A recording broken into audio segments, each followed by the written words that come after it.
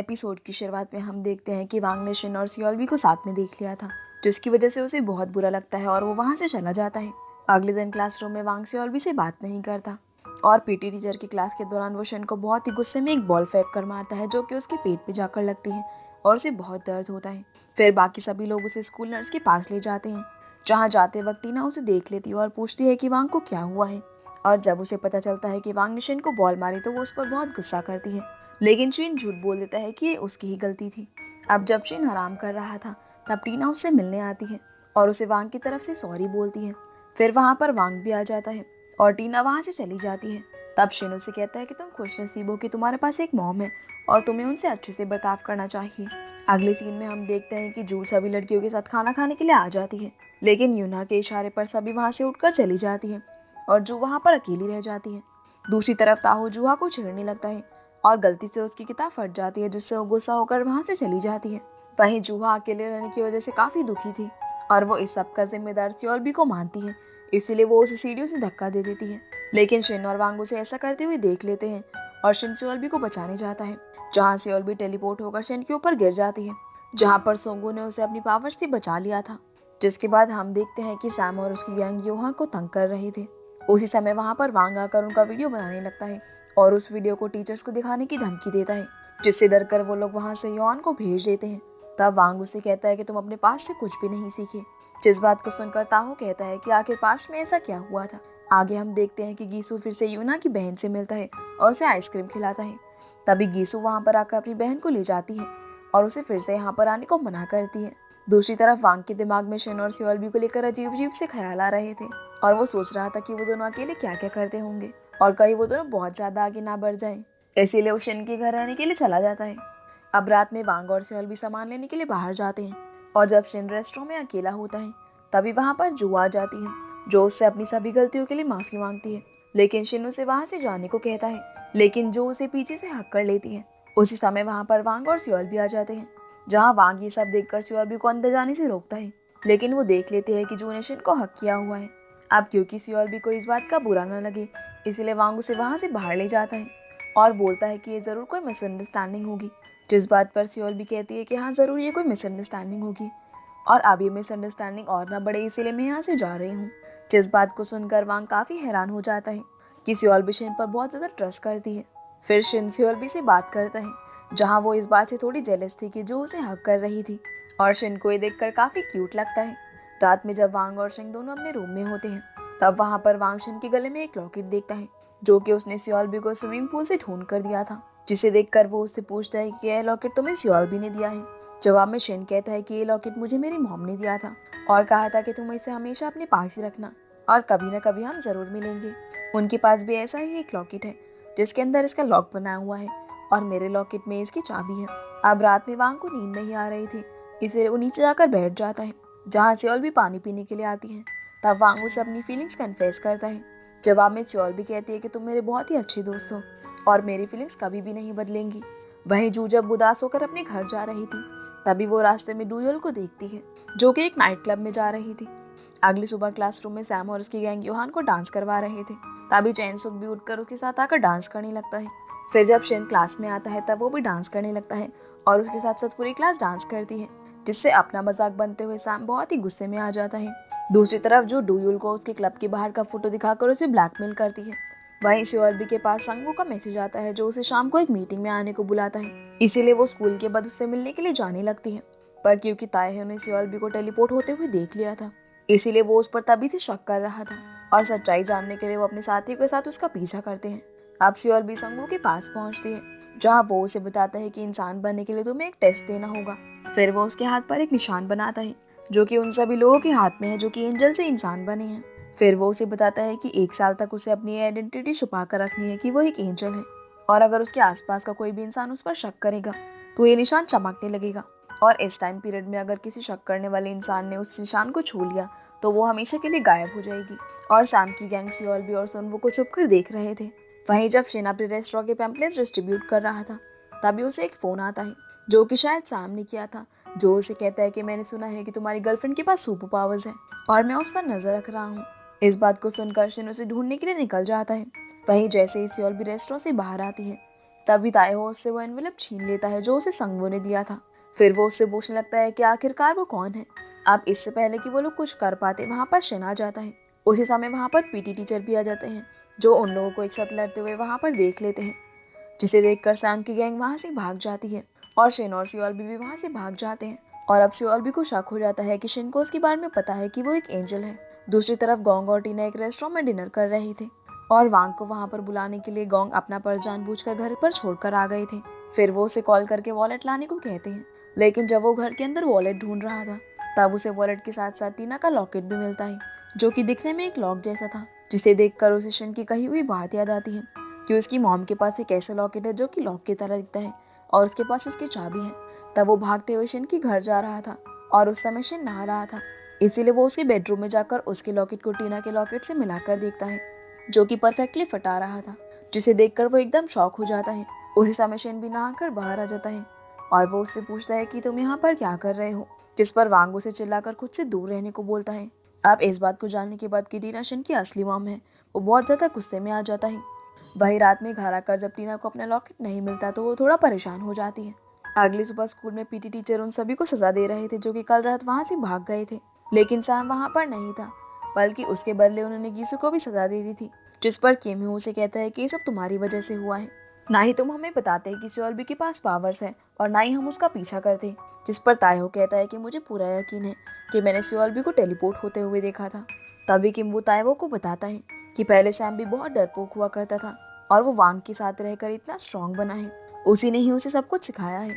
जिस पर ताएहो कहता है कि मतलब वो हमें इतने समय से बेवकूफ़ बना रहा है कि वो कितना स्ट्रांग है।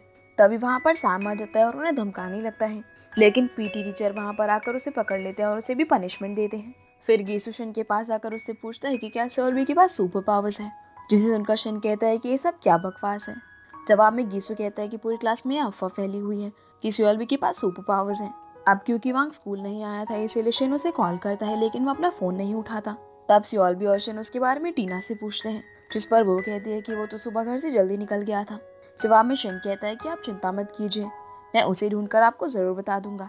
फिर टीना सियोल्बी से अकेले में बात करने जाती है, जहाँ वो उसे कहती है कि वांग तुम्हें पसंद करता है, लेकिन चाहे कुछ भी हो जाए तुम शिन का साथ मत छोड़ना और वांग भी सबसे जल्दी ओवरकम कर जाएगा।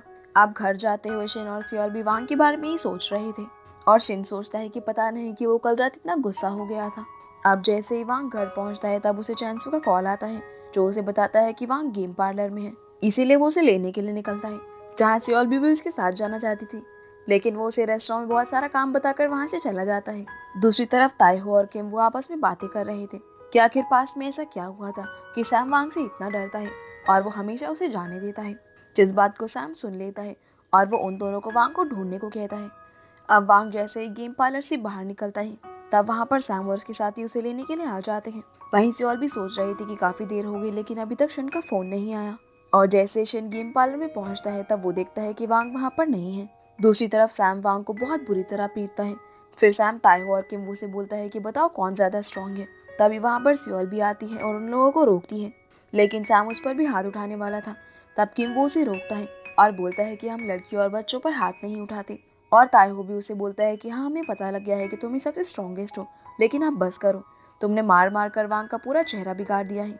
जिस पर सैम कहता है कि मुझे तुम दोनों से इंस्ट्रक्शन लेने की कोई भी जरूरत नहीं है, और वो सियोल्बी को पकड़कर उठाता है, पर वांग किसी तरह से हिम्मत करके उठता है और अपनी पूरी ताकत से सैम को एक पंच मारता है। अब वांग गिरने ही वाला था लेकिन सियोल्बी उसे संभाल लेती है। तब सैम इस मौके का फायदा उठाता है और उन दोनों की एक फोटो क्लिक कर उसे शिन को भेज देता है, जिसे देखकर शिन भी पार्क में आने के लिए निकल जाता है। अब वांग सियोल्बी को उसके साथ रहने के लिए कहता है और कहता है कि शिन के पास तो सब कुछ है लेकिन मैं अकेला हूँ। जवाब में सियोल्बी कहती है कि तुम अकेले नहीं हो, मैं और शिन तुम्हारे साथ हैं। उसी समय शिन वहाँ पर आता है और उसे देखकर वांग सियोल्बी को गले लगा लेता है, लेकिन सियोल्बी झट से दूर हो जाती है और बोलती है कि मैं सिर्फ शिन को ही पसंद करती हूँ। अब उसकी इस हरकत को देखकर वांग उसे मारने वाला था, लेकिन वो उसे नहीं मारता और सियोल्बी को लेकर वहाँ से चला जाता है। अब रात में शिन सैम को पीटता है क्योंकि उसने उसकी दोस्त का चेहरा खराब कर दिया था, लेकिन सैम बहुत ही बेशर्म है, उसे बिल्कुल भी फर्क नहीं पड़ता। वो शिन से कहता है कि क्या तुम्हें पता है कि सियोल्बी क्या है? सब जगह अफवाह है कि उसके पास सुपर पावर्स है। अगली सुबह सैम सभी बच्चों को वांग और सियोल्बी की फोटो भेज देता है और पूरी क्लास में उनके अफेयर की अफवाह फैला देता है। ये देखकर यूना बहुत ही गुस्सा होती है और जब वो क्लास में जाती है तब वो देखती है कि बोर्ड और खिड़कियों पर वांग और सियोलबी का नाम लिखा हुआ है, जिसे देखकर वो उसे मिटाने लगती है।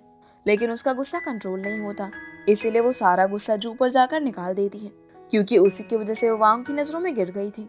और फिर वो स्टोर रूम में जाकर रोने लगती है, जहाँ गीसू आकर उसे देख लेता है और बाहर से दरवाजा बंद कर देता है ताकि उसे कोई रोते हुए ना देख ले। दूसरी तरफ ताइहो जुहा को नई किताबें लाकर देता है, क्योंकि उसने उसकी एक किताब फाड़ दी थी। अब आगे वो ये कंफर्म करना चाहता था कि सियोलबी टेलीपोर्ट कैसे हुई थी, इसीलिए वो उसके पीछे जाकर उसे सीढ़ियों से धक्का देने वाला था। लेकिन शिन सियोलबी को वार्न कर देता है, इसीलिए वो वहाँ से हट जाती है और ताइहो नीचे जाकर गिरता है। तब पीटी टीचर वहाँ पर आते हैं और उन सभी के चेहरे को देखकर समझ जाते हैं कि उन लोगों ने झगड़ा किया है, इसीलिए वो उन्हें जिम्नेजियम साफ करने की सजा देते हैं। अब सफाई करते हुए वांग शिन से पूछता है, क्या तुम्हें पता है कि तुम्हारी माँ कौन है? जिस पर शिन उसे कहता है कि क्या तुम उसे मेरे लिए ढूंढोगे? और इतना कहकर वो गुस्से में वहां से चला जाता है। फिर जो सभी लड़कियों को इकट्ठा करके सियोलबी के पास जाती है और उसे बुरा भला कहने लगती है कि वो क्लास के 2 हैंडसम लड़कों को एक साथ डेट कर रही है। पर तभी जूहा वहां पर आकर उसे ले जाती है और उसे एंजल वाली बुक का सेकंड पार्ट देती है, जो कि उसे ताइहो ने ला कर दिया था।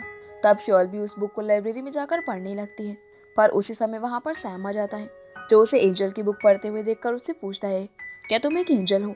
जिसे सुनते ही उसके हाथ के निशान चमकने लगता है। अब वो उसके हाथ को देखने ही वाला था, लेकिन सियोलबी उसके सर में किताब मारकर वहां से भाग जाती है। पर सैम कहता है कि सियोलबी क्या छुपा रही है, वो जरूर पता लगा कर ही रहेगा, चाहे कुछ भी हो जाए। रात में वांग सियोलबी को मैसेज करके उसे पार्क में मिलने के लिए बुलाता है, लेकिन वो उससे मिलने नहीं जाती।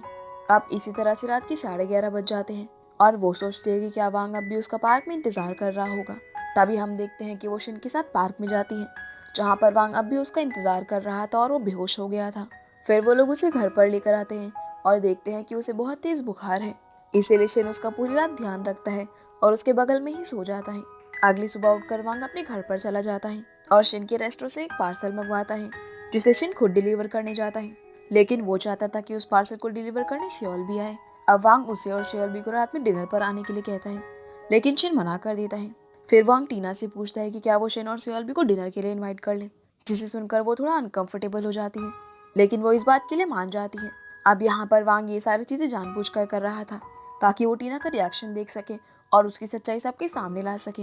रात में डिनर टेबल पर वांग अपने डैड को शिन की मॉम को ढूंढने के लिए कहता है, जिसे सुनकर टीना थोड़ा अनकंफर्टेबल हो जाती है। फिर गोंग शिन से इस बारे में पूछता है कि क्या वो चाहता है कि वो उसकी मॉम को ढूंढे, पर शिन मना कर देता है और कहता है कि हो सकता है कि उसकी मॉम ने भी अपनी एक फैमिली स्टार्ट कर ली हो और अब इतने सालों बाद वो उनके सामने आकर उनके लिए प्रॉब्लम नहीं खड़ी करना चाहता। अगले सीन में टीना अपना पेंडेंट ढूंढ रही थी, लेकिन वो उसे कहीं पर भी नहीं मिलता। तभी वांग वहां पर आता है और बोलता है कि उसने सफाई की थी, तब उसने सारा कचरा बाहर फेंक दिया। जिसे सुनकर बाहर कचरे में टीना अपने लॉकेट को ढूंढने जाती है। तभी वांग उसके सामने आकर उसे लॉकेट दिखाता है और बोलता है कि क्या आप इसे ढूंढ रही हो।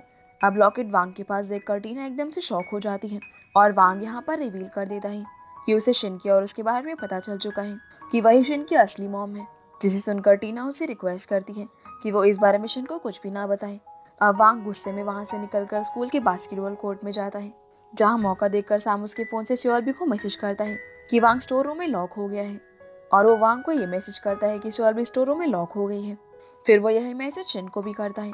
अब जैसे ही वांग और सियोलबी एक दूसरे को बचाने के लिए स्टोर रूम के अंदर पहुंचते हैं, तब सैम बाहर से स्टोर रूम का दरवाजा बंद कर देता है और बोलता है कि सियोलबी के पास सुपर पावर्स है, तो वो इस दरवाजे को खोलकर बाहर आ सकती है। अब स्टोर रूम में हम देखते हैं कि वांग पूरी तरह से बदल चुका है और वो सियोलबी को कहता है कि वो शिन से उसकी हर एक चीज छीन लेगा और वो उसे भी अपना बना लेगा। लेकिन यहाँ पर भी सियोलबी यही कहती है कि उसका प्यार नहीं बदलेगा। फिर वांग उसे उसके टेलीपोर्ट होने के बारे में पूछता है, जिस पर सियोलबी कहती है कि अगर मेरे पास पावर्स होती तो अभी तक हम लोग यहाँ से बाहर निकल चुके होते। तभी शिन वहां पर आकर दरवाजा खोलने की कोशिश करता है और स्टोर रूम के अंदर, क्योंकि वांग सियोलबी पर शक कर रहा था, इसीलिए उसके हाथ का निशान चमकने लगता है और जैसे ही वांग उसे छूने वाला था तभी शिन अंदर आ जाता है और वांग को एक जोरदार पंच मारकर कहता है कि ये सब कर कर तुमने मुझे खो दिया है। फिर वो सियोलबी को लेकर वहां से चला जाता है।